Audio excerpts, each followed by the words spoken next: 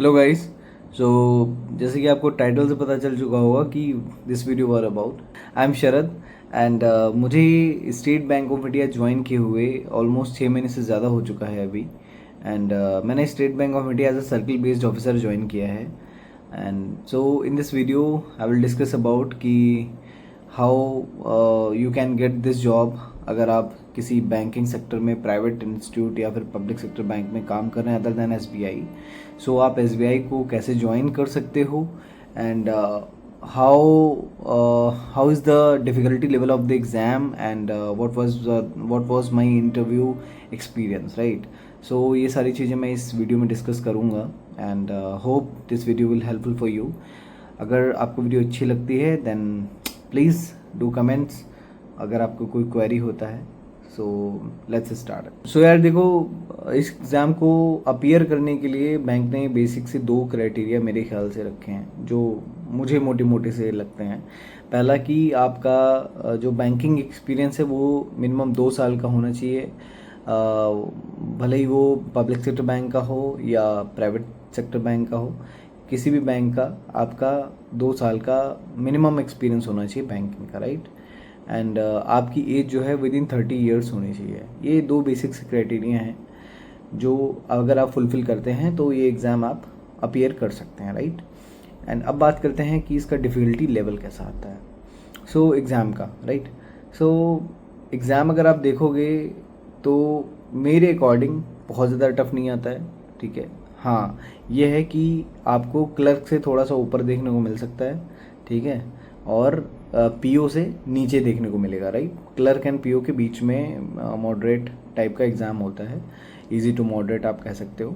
But ऐसा नहीं है कि आप नहीं पढ़ोगे या फिर नहीं ध्यान दोगे, बस एग्ज़ाम देने चले जाओगे, एग्ज़ाम क्रैक हो जाएगा, ऐसा बिल्कुल भी नहीं है। You have to spend your minimum 2 to 3 hours daily जब तक एग्ज़ाम नहीं होता है। ऑलमोस्ट 3 महीने 4 महीने तो आपको पढ़ना ही पड़ेगा अपीयर करने के लिए, because there are vast syllabus. आपको रीजनिंग भी करनी है, मैथ्स भी करनी है, इंग्लिश भी करनी है, साथ ही साथ आपको बैंकिंग जो सबसे बड़ा जो स्कोरिंग सब्जेक्ट है जो कि 70 मार्क्स का ऑलमोस्ट आता है, तो वो आपको सबसे ज़्यादा ध्यान देने की ज़रूरत है क्योंकि उसी से आपका बनता बिगड़ता एग्ज़ाम है, राइट। सो ये सारी चीज़ें हैं। यार बात करते हैं मेरे बारे में। मैंने जैसे आपको सबको क्यूरियोसिटी होगी कि मतलब इस आदमी ने कैसे एग्ज़ाम क्रैक किया है, क्या बैकग्राउंड है, क्या इसने मतलब कोर्स किया है, ये सब चीज़ें। तो देखो यार, मैंने जो बैंकिंग जर्नी अपनी शुरू करी थी वो ICICI बैंक से शुरू करी थी। Basically I joined ICICI PO programme, जो कि होपफुली आपको पता होगा। अगर आप प्राइवेट सेक्टर में स्पेशली काम करते हैं तो आपको आइडिया होगा थोड़ा बहुत। तो वहाँ मैंने 1 साल अपना कंप्लीट करके ICICI बैंक में लग गया था। वहाँ मैं 3 साल मैंने जॉब किया है, राइट। और उसके बाद मैंने स्विच की जॉब और मैं इंडसइंड बैंक मैंने ज्वाइन किया, राइट। इंडसइंड बैंक में 6 महीने था वहाँ पे। देन आफ्टर 6 मंथ्स मैं हीरो फिनकॉर्प में ज्वाइन हो गया था, ठीक है। तो ये जब वैकेंसी आई थी that time I was in ICICI bank only. So वहाँ पे मैंने अप्लाई किया था और जब मैंने स्विच करके इंडसइंड बैंक मैंने ज्वाइन किया था वहाँ पे मुझे काफ़ी अच्छा टाइम मिल जाता था, राइट। क्योंकि इंडसइंड बैंक में मेरा सैटरडे संडे ऑफ होता था and I use to leave office around 6 और 6:30। तो मैं घर आराम से 7:30 बजे तक आ जाता था। तो मुझे एक अच्छा टाइम मिल जाता था, 3-4 घंटे एक दिन के मेरे निकल आते थे। तो 3-4 महीने ऑलमोस्ट मैंने तैयारी करी होगी आई थिंक, और लास्ट के 2 महीने थोड़ा ढंग से तैयारी करी है और एग्ज़ाम क्रैक हो गया है। एग्ज़ाम में बेसिकली रीजनिंग इंग्लिश मैथ आती है, reasoning English math and reasoning English and banking maths, my mistake, maths नहीं आती इसमें, reasoning English and banking, right. So इसमें बैंकिंग और इंग्लिश काफ़ी बड़ा मतलब स्कोर रखते हैं अपने आप में। इंग्लिश में एक्चुअली डिस्क्रिप्टिव होता है 50 मार्क्स का, उसमें आप अच्छा स्कोर कर सकते हो। बाकी 30 या 20 मार्क्स का आई थिंक वो होता है ऑब्जेक्टिव, उसमें आप स्कोर कर सकते हो। एंड बैंकिंग के 2 पोर्शंस आते हैं, एक इकोनॉमी पे आता है, एक नॉर्मल बैंकिंग पे आता है, तो उसमें आप अच्छा स्कोर कर सकते हो। एंड इसकी प्रिपरेशन के लिए मैंने तो नॉलेजिस्ट एक है मतलब प्लेटफॉर्म, वहाँ से मैंने प्रिपरेशन करी थी। सो काफ़ी अच्छा वो पढ़ाते हैं, स्पेशली उनका जो बैंकिंग का कंटेंट है वो काफ़ी यूज़फुल है। उससे आपका दोनों जो बैंकिंग एंड इकोनॉमी वाला जो पार्ट है वो पूरा कवर हो जाता है। ऑलमोस्ट 70-80% उनके जो रेडी रेकनर होता है वो देते हैं एग्ज़ाम से जस्ट पहले, तो उससे ही फंस जाता है आपका, राइट। ज़्यादातर चांसेस अभी तक यही हुआ है, मेरे साथ भी ऐसे ही हुआ था। और जो आपका रीजनिंग एंड इंग्लिश है वो आप ऑनलाइन यूट्यूब से कर सकते हो। जैसे इंग्लिश के लिए निमिषा बंसल मैम का मैंने मतलब देखा है, ठीक है। और रीजनिंग के लिए आप अंडर 24/7 में एक सर हैं, नाम मुझे रिकॉल नहीं हो रहा है अभी। मैं कमेंट में वो उसमें डिस्क्रिप्शन में पिन कर दूंगा लिंक उनके चैनल का या उनका वीडियो का, तो आप उससे एक बार देख लीजिएगा। तो मैंने ये दोनों चीज़ें ऑनलाइन प्लेटफॉर्म से तैयार की हैं, यूट्यूब से, राइट। और बाकी उसके लिए मैंने नॉलेज किया है। तो ऐसे आप एग्ज़ाम रेडी करके 3-4 महीने आपको लगेंगे। अगर आप दिन के 3-4 घंटे अगर आप डेडिकेशन से देते हो फोकस के साथ, तो आपका एग्ज़ाम इजीली क्रैक हो जाएगा, ठीक है। एग्ज़ाम क्रैक होने के बाद अब बात आती है कि इंटरव्यू कैसा होता है, राइट। तो सबका अपना अपना एक्सपीरियंस है, मैं अपना एक्सपीरियंस शेयर करूँगा और थोड़ा बहुत जो मुझे जानकारी मिली है दूसरे लोगों से उनका भी थोड़ा सा बताने की कोशिश करूँगा। तो मेरा एक्सपीरियंस काफ़ी अच्छा रहा है इंटरव्यू के मामले में। मेरा इंटरव्यू था, पहले तो मेरा अटायर सिंपल सा था। अटायर आपको सिंपल ही रखना है इंटरव्यू में, चाहे मेल हो चाहे फीमेल हो। मेल के लिए बेसिकली आपको एक नेवी ब्लू कलर मतलब स्काई ब्लू कलर की मेरी शर्ट थी, नेवी ब्लू कलर की पैंट थी, ब्लैक शूज़ थे, मरून कलर की टाई थी एंड ब्लैक बेल्ट थी। ये बेसिक सा मेरा अटायर था। और बियर्ड मेरी जैसे अभी है इससे थोड़ी सी और छोटी थी, मतलब वेल ग्रूम्ड थी। और बाल भी मेरे ठीक थे, मतलब बड़े नहीं थे जैसे अभी हैं इतने हैं, और इससे थोड़े से छोटे या इतने ही रहे होंगे, ठीक है। तो ये मेरा बेसिक सा अटायर था। So interview was very good because जब मैं इंटरव्यू हुआ सबको विश किया, उन्होंने मुझे बैठने के लिए बोला, मैं बैठा।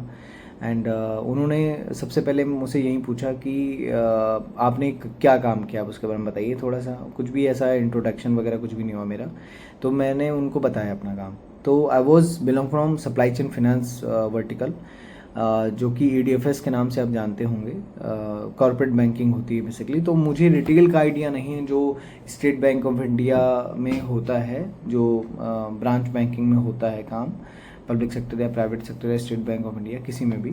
तो मुझे ब्रांच का कोई भी आइडिया नहीं था, राइट। मुझसे उन्होंने काम मेरा पूछा, मैंने उनको काम बताया, अपना काम बताया। तो उन्होंने ऐसा बोला कि जो आपने काम कर रखा है वो हमारे यूज़ में नहीं आएगा।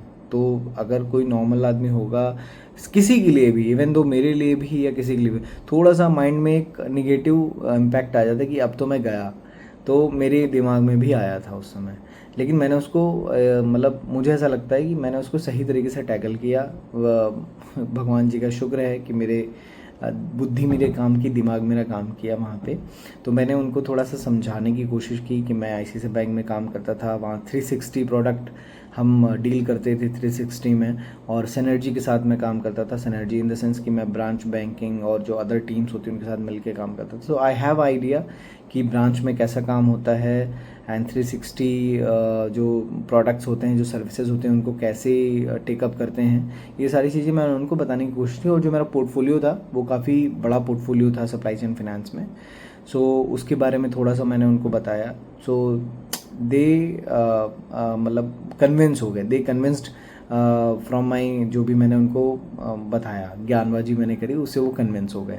तो उन्होंने कहा ओके ठीक है। फिर उन्होंने अगला क्वेश्चन थोड़ा ब्रांच बैंकिंग का पूछा कि आप कासा क्या होता है, मैंने बताया।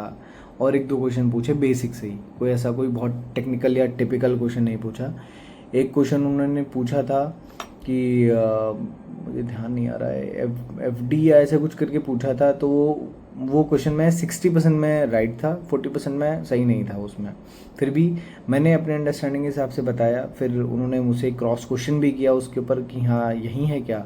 तो मैंने उनको कहा sir as per my knowledge मुझे यही समझ में आता है। तो उन्होंने कहा ओके ठीक है। तो ये सारी चीज़ें हुई। लास्ट में चलते चलते मुझसे यही कहा कि स्माइल कर लेते हैं। मैंने कहा यस सर करनी पड़ती है। और उन्होंने कहा पेशेंस है। तो मैंने कहा सर बैंकिंग जॉब में रखना पड़ता है, इसलिए ऑब्वियसली पेशेंस है सर। तो उन्होंने कहा ठीक है आप जाओ। तो ऐसा करके मुझे फ्री कर दिया और मैं आ गया।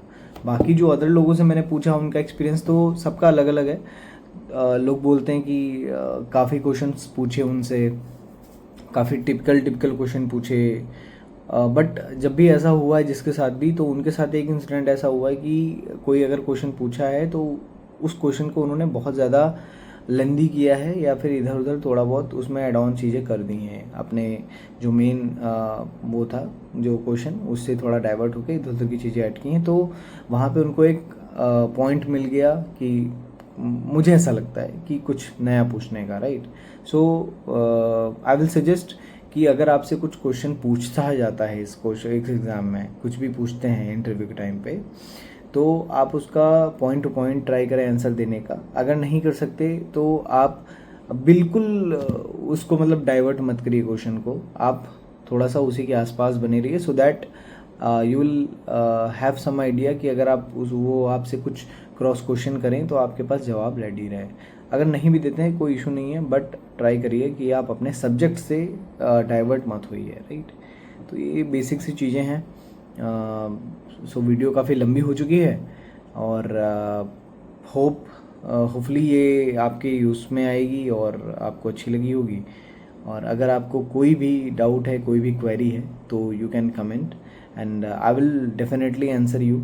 तब तक के लिए बाय बाय, मिलते हैं और कभी डिस्कस करूँगा कि कैसा क्या जॉब चल रहा है, कैसा वर्क लाइफ है, सारी चीज़ें डिस्कस करेंगे धीरे धीरे।